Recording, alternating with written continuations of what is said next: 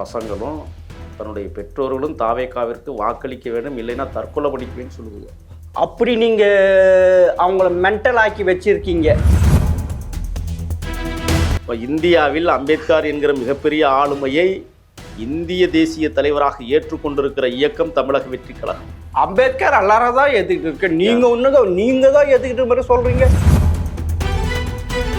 பேச துணிந்தால் அதுவே பேசும் பொருளாக உலகம் முழுவதும் பிரதிபலிக்கும். சொந்தமா பேசுவாரா? ஏது வச்சுதான் பேசுறாரு. உங்களை நான் இருட்டிலிருந்து வெளிச்சத்துக்கு கொண்டு வருவதற்காக களமாட அரசியலில் புகுந்திருக்கிறேன் சொல்கிற அற்புத வார்த்தைகளை சொல்லிட்டு தான் அரசியல் களத்துக்கு வந்திருக்கு. 4 சவுத்துக்குள்ள போய் ஒளிஞ்சு போன தலைவர் சார். அவர் தலைவர் என்றீங்களா? பாதிக்கப்பட்டவர் சார், ஓராண்டு சிறையில் அந்த மிசா சட்டத்தை அவர்தான் சார். இவர் என்ன செஞ்சாரு? அந்த ஓடி போய் ஒளிஞ்சாரு. அந்த மிசா சட்டத்தை கொண்டு வந்த காங்கிரஸோடு தான் கைகோர்த்து களமாடுகிறீர்கள். இலவசம் என்கிற பெயரில் மக்களின் வரி பணத்தை மக்களுக்கே கொடுத்து இலவசம் என்கிற இழிவான சொல்லை எங்களுக்கு ஆட்சி முக்கியம் சார். திமுக மாநாட்டில் குடிபோதையில் தள்ளாடுகிற காட்சி. எந்த மகளிர் மாநாட்டில்? மகளிர் குடிக்கிறாங்களா? கட்சி ஆரம்பிச்சிருக்கீங்களா? 234 தொகுதிகளை நிக்க வைக்க கேண்டிடேட் இருக்கு அவங்க கிட்ட. வந்து உட்கார சொல்லுங்க. திமுக கேட்கறாங்க, வந்து உட்கார சொல்லுங்க. கொள்ளையடிச்ச பணத்துல நீங்க நிப்பாட்டுவீங்க, நாங்கள் கொள்கைவாதிகள். 888 கோடி ரூபாயை கொள்ளையடித்த KN நேரு அமலாக்கத்துறை இங்க இருக்கிற கமிஷனர்கிட்ட 3 தடவை பெட்டிஷன் கைது பண்ணீங்களா?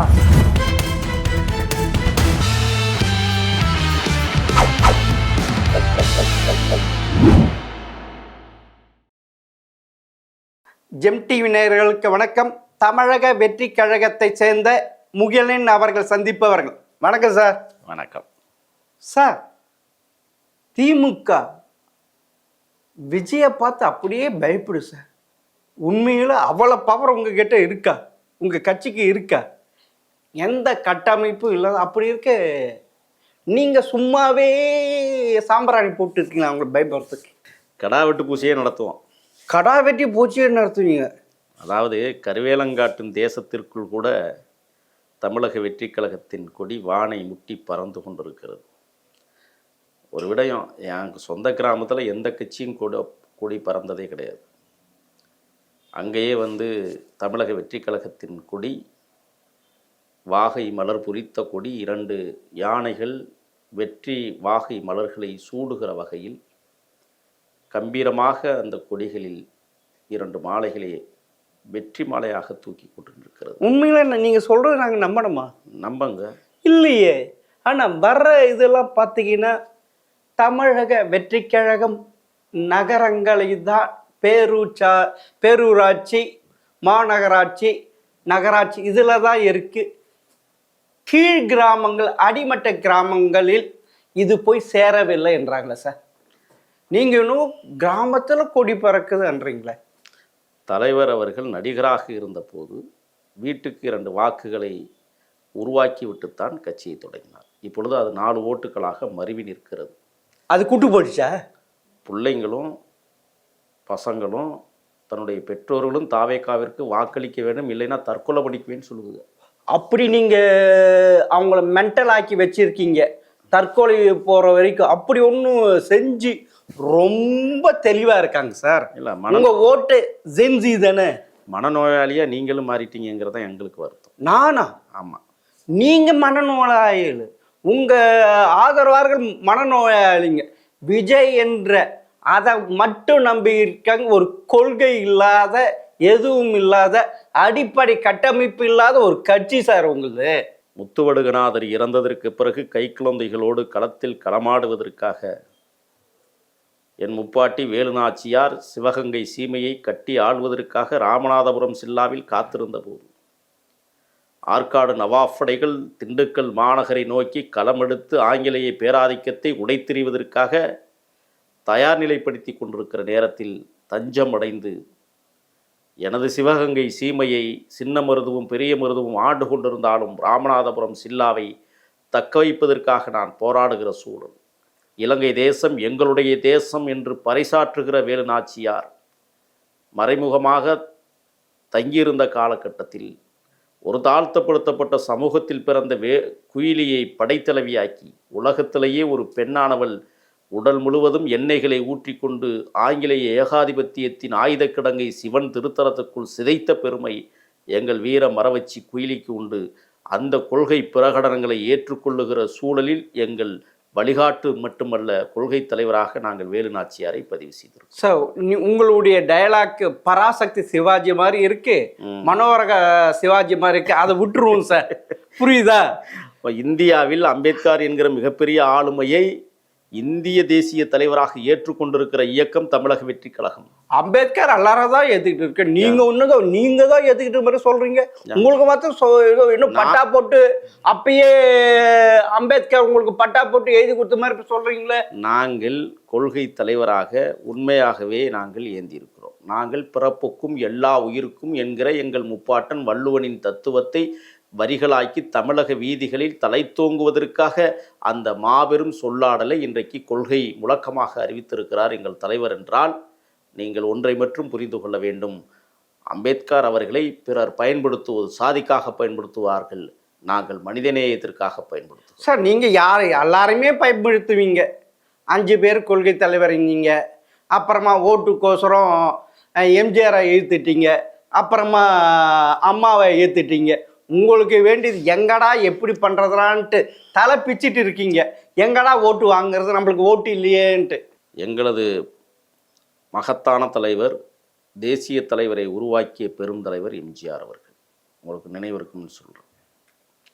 அந்த மாபெரும் தலைவரை எங்களது வழிகாட்டியாக வைத்திருக்கிறோம். கொள்கை தலைவர்கள் என்பது வேறு. மாற்றான் தோட்டத்து மல்லிகைக்கும் மனமுண்டு என்று மனம் பரப்பிய பெருந்தகை பேரறிஞர் அண்ணாவை நாங்கள் வழிகாட்டியாக வைத்திருக்கிறோம். தம்பி, சுவற்றில் அறையப்பட்டிருக்கிற சிறிது ஆணி பெயர்க்கப்பட்டாலும் அந்த சுவற்றிற்கு நன்றாக இருக்காது தம்பி என்று ஈவிகே சம்பத் இயக்கத்தை விட்டு வெளியேறுகிற போது வா உடன்பிறப்பே என்று உருக கடிதம் எழுதி உன்னத தலைவராக விளங்கிய பெருந்தகை பேரறிஞர் அண்ணாவை நாங்கள் வழிகாட்டியாக வைத்திருக்கிறோம். சும்மா வழங்கி அரசியல் செய்கிறதுக்கு நாங்கள் வரல. சும்மா கையில் முழம் போடல.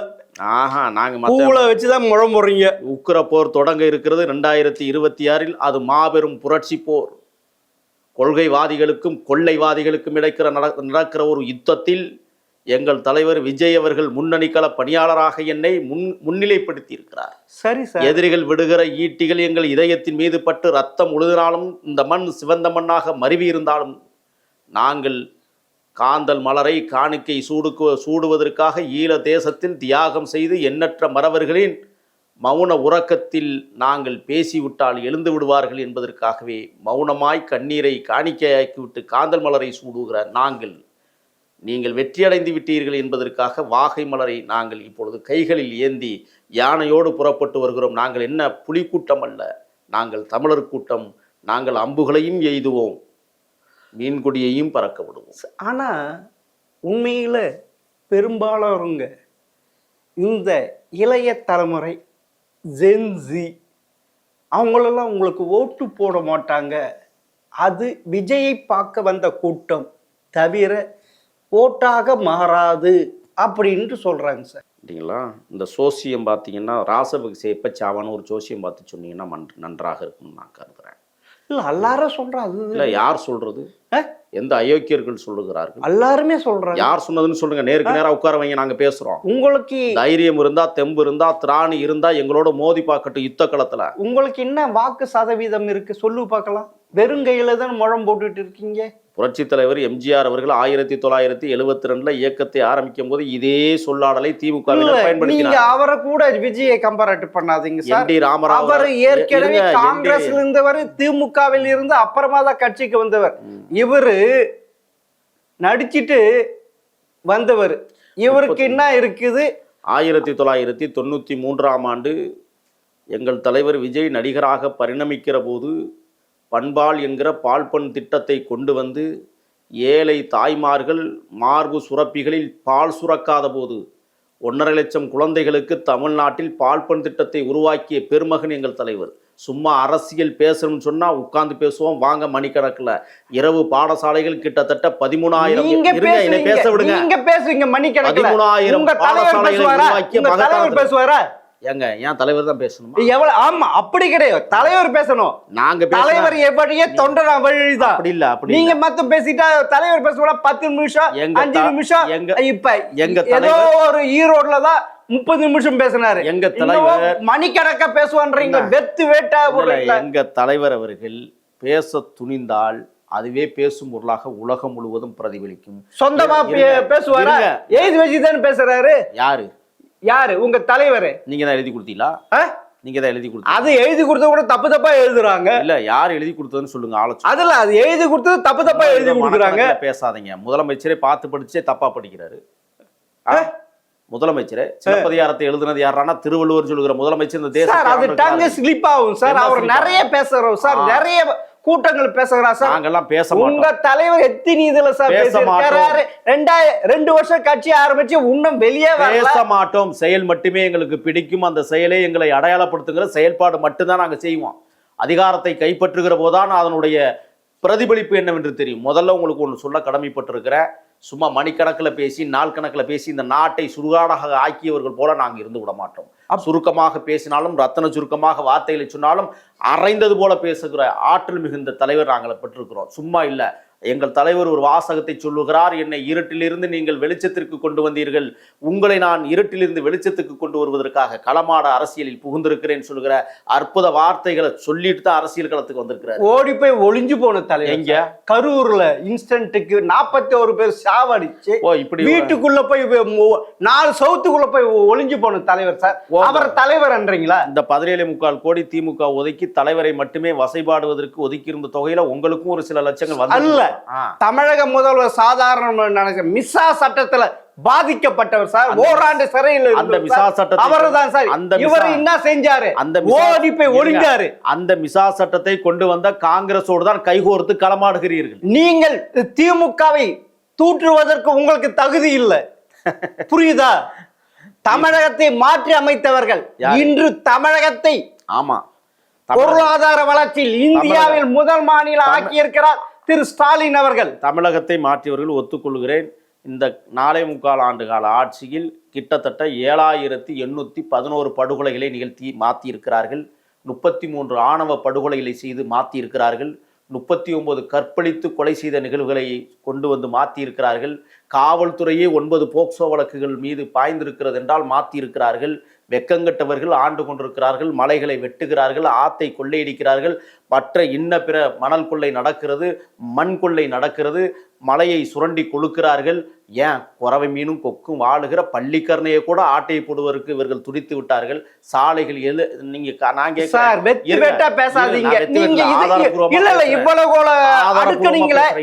இந்த போராட்டம் இதை வச்சு ஏதாவது களத்துல வந்து போராட்டம் நடத்தீங்கன்னா மக்கள் எடுத்த இதுனா கொண்டு போயிட்டு இல்ல விஜய் என்ற ஒரு பிம்பத்தை வச்சியே நீங்க ஓட்டு வாங்கிடுவீங்களா? அப்படின்னா தமிழக மக்கள் அவ்வளவு முட்டாள்களா? நீங்க இவ்வளவு நாளா முட்டாளா ஆக்கி வச்சிருக்கீங்கல்ல? அப்படி கிடையாது. என்னது இலவசம் என்கிற பெயரில் மக்களின் வரிப்பணத்தை மக்களுக்கே கொடுத்து இலவசம் என்கிற இழிவான சொல்லை எங்களுக்கு ஆட்சி முக்கியம் சார். உங்களுக்கு என்ன சார் இருக்கு? நீங்க வெத்து வேட்டு சார், உங்களுக்கு என்ன சார் இருக்கு? உங்களை களத்துக்கு வரல, போராட்டம் நடத்த எதுவும் நடத்தல. நீங்க அழிப்பதே எங்களுக்கான முதல் வேலை. அழிப்பதே எங்களுக்கு முதல் வேலை. யார்? திமுக அழிப்பதே உங்க தீய சக்தியை அழிச்சு கொடுத்தா சார். அது எத்தனையோ பேர் பார்த்துட்டு சார். இதுவரை இது வந்து விஜய் ஒரு ஜுஜுபி இதுவரை தட்டி விட்டு போலாம். இதுவரை 10 ஆண்டுகள் தொடர்ந்து ஆட்சி செய்ய புத்தி இல்லாத கட்சி திராவிட முன்னேற்ற கழகம் என்கிற தில்லுமுள்ளு கட்சி. இந்த வாட்டி அதை உடைக்க போறாரு சார். இந்த வாட்டி உடைக்க போறாரு சார் ஸ்டாலின். எதை உடைக்கிறாரு? ஏன்னா மகளிர் உரிமை தொகை, புதுமை பெண் திட்டம், இந்த ஆத்துல அடிச்சுட்டு போனுச்சே பாலம், அதை உடைக்க போறாரா? ஆத்துல அடிச்சுட்டு அப்படி கிடையாது. அவ்வளவு ஸ்ட்ராங்கா இருக்கிற. இப்ப சமீபத்தில் நடந்த இளைஞர் மாநாட்டின் சரி, அங்க 1.5 லட்சம் பேர் இளைஞர்கள் வந்தாங்க.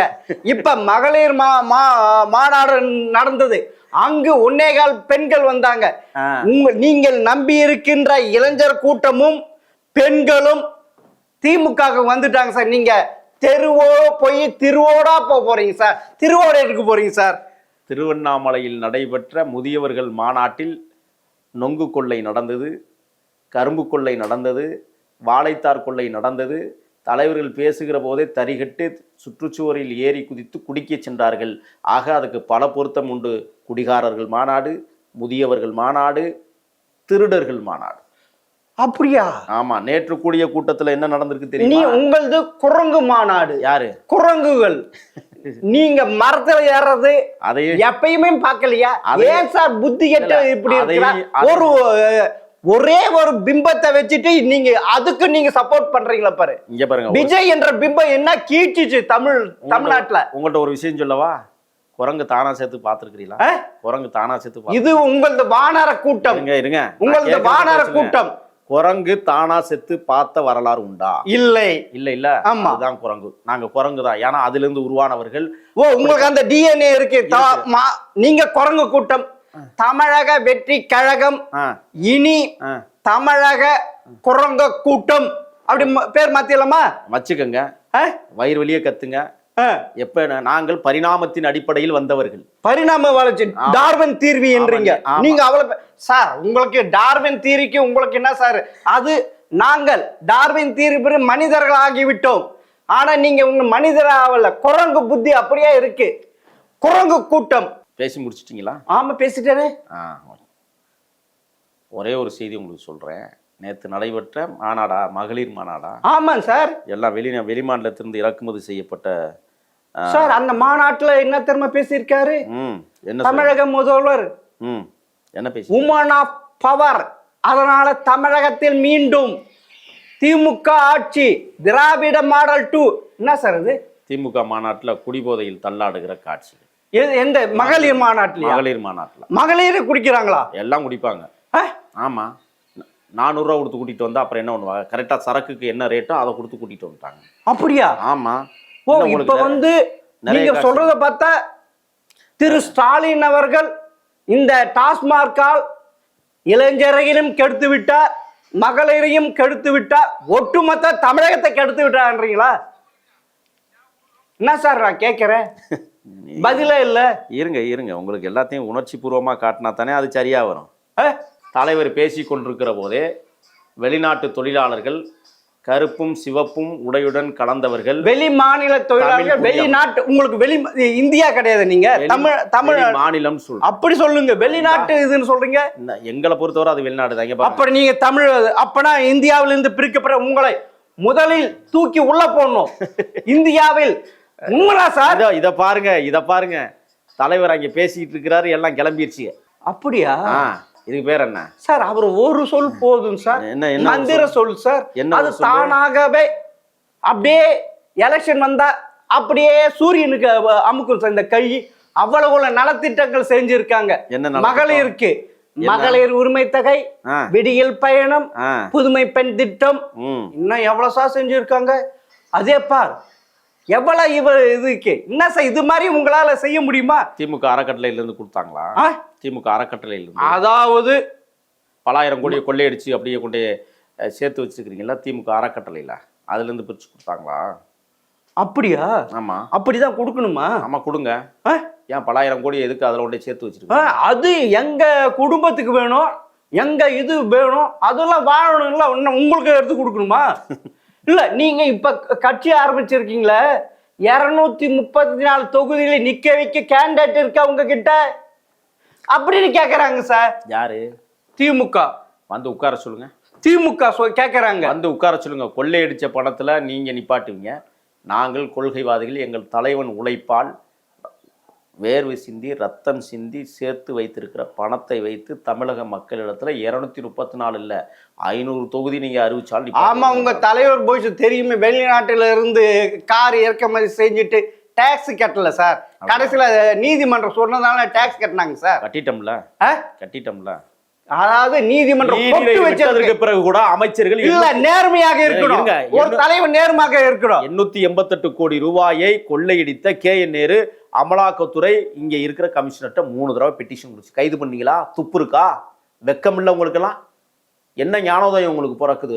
எல்லா அமைச்சர்களும் கோடிகளை கொட்டி குமித்து வைத்திருக்கிறார்களே. நான்லாம் செத்தா ஒரு கோடி கொண்டாந்து போட்டு பார்த்துருக்கிறேன் ஒரு துணிமணியை, பிறந்தா ஒரு கோடியை கொண்டாந்து போடணும். ஆனால் பலாயிரம் கோடிகளை, லட்சம் கோடிகளை கொட்டி இந்த நாட்டை சுரண்டி கொடுத்த இந்த கொள்ளையர்களை இந்த நாட்டை விட்டு வராது. அதுதான் எங்களுடைய முதல் திட்டமே சார். உங்களுக்கு வர்றது கூட்டமாக வரலாம், லட்சக்கணக்கான, ஆனால் ஓட்டாக மாறாதுன்ட்டு துணை முதல்வர் உதயநிதியே சொல்லியிருக்கார் சார். 3 நாளைக்கு முன்னாடியே குடும்பத்தோட வந்து எங்கே கொட்டகை போடுறாங்களோ அந்த இடத்துல படுத்துக்கிட்டு அங்கனே சமைச்சு சாப்பிட்டுக்கிட்டு தலைவனை பார்ப்பதற்கு தவம் கிடக்கிற தமிழக மக்கள் எப்படி ஓட்டு போடாமல் இருப்பான்னு நீங்கள் நினைக்கிறீங்க? உங்களை மாதிரி காசு கொடுத்து கூட்டிகிட்டு வர கூட்டமா நாங்கள்? சொல்லுங்க. கொள்ளையடிச்ச பணத்தில் பாருங்க 11 வகையான பொருட்கள் பையில, 2 தண்ணிப்பாட்டில் அதுக்குள்ள இருக்கு, சரக்கு பாட்டிலும் வைப்பாங்க. நீங்க போய் பார்த்துருக்கீங்களா? இந்த ஆதாரத்தை காட்டவா? காட்டுறேன்டா. இன்னும் கண்ணு எதிரில் போய் பார்த்துட்டு ஆதாரத்தை நான் காட்டுறேன். நம்ம தான் ஆள் போட்டிருக்கோம். சிஐடியா உங்க இன்வெஸ்டிகேஷன் இது உளவாளியா? இங்க பாருங்க, தமிழக வெற்றி கழகத்து உளவாளியா நீங்க? பாருங்க, சாலையை ட்ரில் போட்டு கொடி தோரணங்கள். சூப்பர்ல. எவ்வளோ இப்போ இந்த செயலை தாவேக்கா பண்ணா ஒத்துக்குவீங்களா? நாங்க ஆட்சியில் இருக்கும், அதிகாரத்தில் இருக்கு, எல்லாமே இருக்கு. போட்டு கொடி சூப்பர்ல சாலையை பழுதாக்கி கொண்டிருக்கிறார்கள். ஆமா சார், அந்த கொடி கீழே வந்து பாதிக்கப்படுவாங்க சார் சாலையில. சிமெண்ட் போட்டு பூசு. இல்ல கரெக்ட் சார், அது செய்யறதுக்கு ஒன்றும் தப்பு இல்ல, உங்களுக்கு துப்பு இல்ல. சிமெண்ட் போட்டு பூசி அழகுபடுத்துங்க. ஆமா, இங்க பாருங்க, நேற்று வந்த கூட்டம் யாரோட கூட்டம் தெரியுமில்ல? தமிழக வெற்றி கழகத்தின் கூட்டம். என் தம்பி என்ன பண்ணுறான் பாருங்க, அந்த கூட்டத்தில் தமிழக வெற்றி கழகத்தின் மஞ்சளும் சிவப்பும் பொருந்திய துண்டை எடுத்து முதலமைச்சருக்கு முன்னால் நாங்கள் டிவி கேடான்னு சொல்லி கத்துறான். இதுதான் எங்களுக்கான வெற்றி. அறவேக்காடு இல்லை எது இது? அறவேக்காடு இல்லை, அறவேக்காடு இல்லை. ஆமா, அறவேக்காடு தான் உணர்ந்ததால, உங்க இது உங்களுடைய இது வாங்கி கொண்டதால நீங்க அறவேக்காடு இதுதான் வச்சிருக்கீங்க. என்ன அறவேக்காடு? உங்க இதுல யாரு இருக்காங்க? ஒரு நிமிஷம் என்னை பேச விடுங்க. வந்து ஒரு 20 வருஷமா இருக்கிறோம். ஓகே, 20 வருஷம். 20 வருஷம். சரி, ஓகே. திமுகவோட 3 கொள்கை. 3 கொள்கை. திமுகவோட 3 கொள்கைன்னா என்னத்த நான் சொல்றது? சமத்துவம், சமூக நீதி, சமத்துவம், சமநீதி, சமத்துவம், மூத்தரம், உதயநிதி, உதயநிதி. எத்தனை வருஷமா கிளைச்செயலாளர்? எப்படி கொள்கை இருக்கு? இப்படித்தான் லட்சணத்துல கொள்கை இருக்கு. ஸோ நீங்க வந்து அதாவது நீங்க மனசுக்குள்ள ஒரு என்டிஆர், ஆமா, ஆம் ஆத்மி தலைவர் அரவிந்த் கெஜ்ரிவால், அதே மாதிரி 2 வருஷத்துல எந்த ஒரு போராட்டம் நடத்தாத எந்த ஒரு நீங்க ஆட்சி பிடிச்சிருவீங்க. என்டி ராமராவ் ஆந்திராவில் 9 மாசத்துல கட்சி கோட்டையை பிடித்தது. 11 மாசத்துல அரவிந்த் கெஜ்ரிவால் டெல்லி கோட்டையை பிடித்தார். சென்சார்ஸ் கோட்டையை 2.5 வயது குழந்தை தவழ்ந்து கொண்டிருக்கிற போதே கோட்டையை பிடிக்க காத்திருக்கிற. பொறுத்துருங்க, எல்லாத்துக்கும் ஒரு பதில் இருக்கு சார். இது நடக்கதா நடக்கலையான்னு இன்னும் 100 நாட்களுக்குள் தெரிந்துவிடும். அப்பொழுது மீண்டும் உங்களை சந்திக்கிறேன். மிக்க நன்றி சார். நன்றி.